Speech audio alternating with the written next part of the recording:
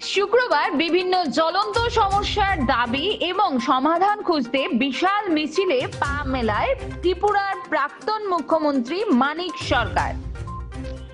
Communist পার্টির ডাকে শহরের রাজপথে বিশাল মিছিলে সহস্রাধিক কর্মী সমর্থকদের উপস্থিতিতে সফলতা। দাবির মধ্যে প্রধানতম ভোটার তালিকায় বিশেষ নিবিড় সংশোধনীর মাধ্যমে বৈধ ভোটারদের নাম বাদ দেওয়ার অগণতান্ত্রিক প্রক্রিয়া বন্ধ করা, বাংলা ভাষার সুরক্ষা নিশ্চিত করা সহ বিভিন্ন সমস্যার স্থায়ী সমাধান এর দাবিতে অনড় অবস্থান সিপিআইএম এর। শুক্রবার মিছিলটি রাজ্যের রাজধানী আগরতলা মেলার মাঠ থেকে শুরু হয়, পরে শহরের বিভিন্ন রাস্তা পরিক্রমা করে ওরিয়েন্ট চৌমুনের সামনে এসে প্রতিবাদ সভা করেন। প্রতিবাদ সভায় ভাষণ রাখেন রাজ্যের প্রাক্তন মুখ্যমন্ত্রী মানিক সরকার। তিনি বর্তমান সরকারের তুলোধনা করে বিভিন্ন জ্বলন্ত সমস্যা নিয়ে রাজনীতি না করে জনতার স্বার্থে কাজ করার পরামর্শ দেয় বিজেপি সরকারকে। সরকার বুঝতে পারছে, সরকারের জন্য তো রাস্তা পারছে।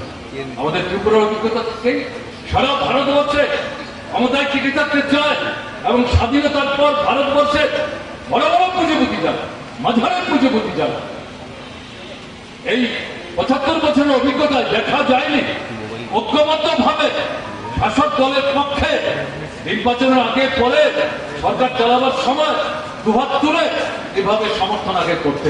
নানা সময় তাদের মধ্যে বিভাজন লক্ষ্য করা গেছে, কিন্তু এখন দেখা যাচ্ছে তারা সংগ্রাম চালাবে এই বিজেপি সরকারের পিছনে গিয়ে দাঁড়াচ্ছে। তাহলে পরিষ্কার শাসক দল বিজেপি এবং বড় বড় পুঁজিপতি, মাঝারি পুঁজিপতি যারা গোটা দেশটাকে বিদেশি পুঁজির সাথে মিলে লুণ্ঠন করছে, তাদের সাথে ক্ষমতায় টিকে থাকবার জন্য ইলেকশন কমিশনকে ব্যবহার করে ভারতবর্ষের গণতন্ত্র এবং সংবিধানকে তারা ধ্বংস করতে চাইছে।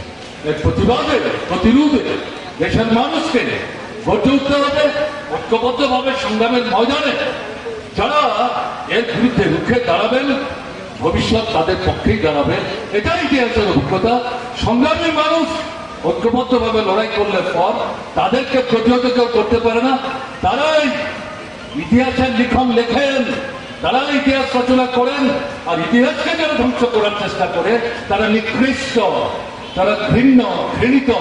পৃথিবীর ইতিহাসে অভিজ্ঞতা আছে, হিটলার মুসলিনি তার দৃষ্টান্ত। এখন যারা এর বিরুদ্ধে চক্রান্তরা করবেন তারাও ইতিহাসের ভিন্ন পাত্র হিসাবে ভবিষ্যৎ দিনে চিহ্নিত হবে, এ নিয়ে সন্দেহের কোনো কারণ নেই।